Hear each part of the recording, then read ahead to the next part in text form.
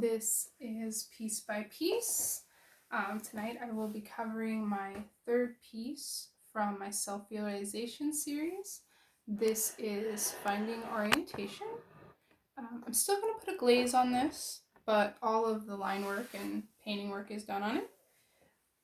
Here, let me just hold it up because I don't think it's getting viewed very well from the lighting situation we got going on here. So, this is an oil on board. I don't know if anyone was tracking my Twitter or other posts about this, but you probably know I've completely gotten rid of the sky and redid it and redid everything like multiple times. I never worry about doing that. If it's not good, it's not good, and you just gotta do it. You can see the board, you can see the thickness. I'll be doing the 3 eye hooks back with a wire, and then I'll be putting details on it before I seal it. I decided to go with green lines. I was going for this aesthetic that was similar to a dashboard display from a vehicle. I really wanted to do red and have a contrasting Prussian blue in the sky because I thought that would resonate really well. And I tried it and I didn't get the glow right and it was terrible, and I just scratched that, and I went completely redid almost everything except this line of the mountains and decided to go with the green and not focus on having the colors resonate all the way through the sky, but applying more purple to the sky and more purple in the mountains, and that allowed it to be contrasting with the green instead of with the red, and I really liked that. This is the 3rd or 4th rendition I've done of this piece. I have an old piece from art school that had a lot of damage that was this piece, and I never really liked how it ended up sitting in the triptych because my ley lines in the sky became this imperfect circle, which just led things to be awkward in the piece. And then the piece is damaged, and I just basically have to destroy that piece entirely now. So I did this piece, and then I also, which I really need to get a can of air and dust it, but nonetheless, it is here.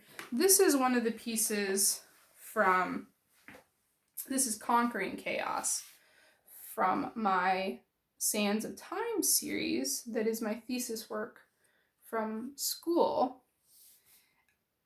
And you can definitely see the relationship. I didn't have the external features to the composition, which I think this really shows nicely the limitations of sculptural work. And some people say to me, oh, why don't you just do sculptural work? I'm like, well, because you can't create an entire universe in a sculpture very easily. Yeah, and there's someone out there right now that's like, well, that's why you should work in virtual reality, because then you can't. Well, I don't want to learn virtual reality. At least not right now. Maybe later. I don't know. So I did it in oils, and I'm pretty happy with the sky. Once again, I referred to my wonderful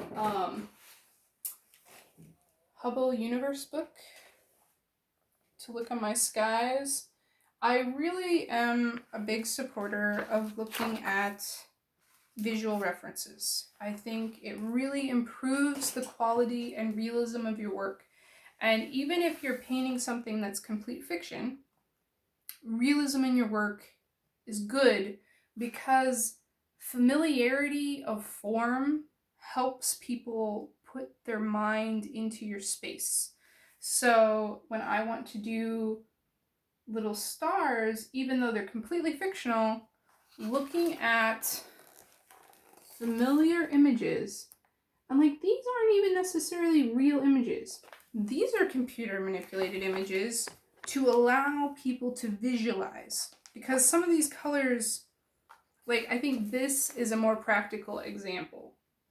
Like, some of these colors are manipulated artificially so we can appreciate them, because light spectrum imagery doesn't give us the data, and so we have to basically colorize stars.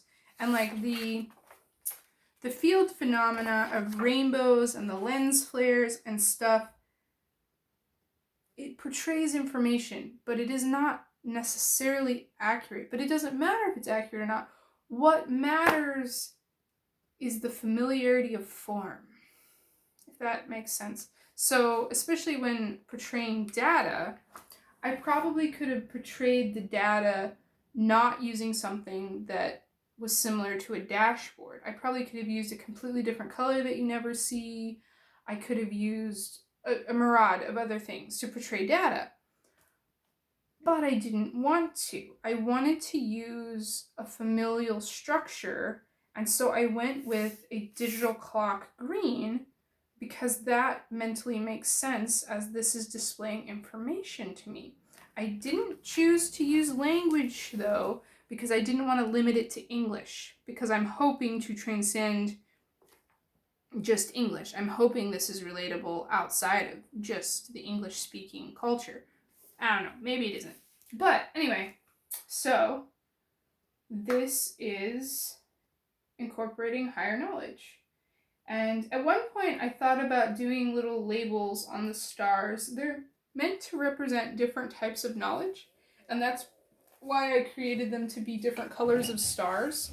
But those kind of things would be, I used to have them really poetically laid out, but I'll just grapple with them. Philosophy, physics, science, literature, history.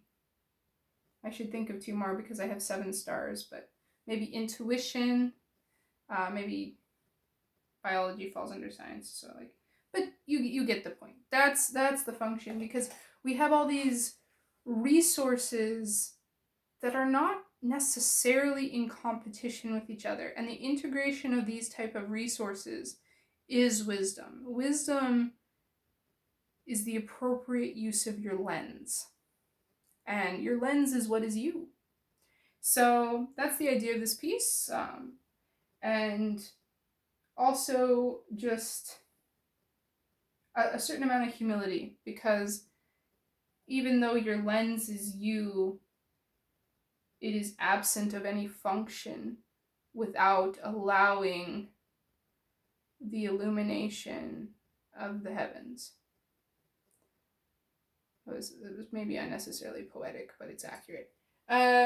So that has been Finding Orientation. Big thank you to one of my friends who did posing for me, even though I ended up making you really small and unidentifiable.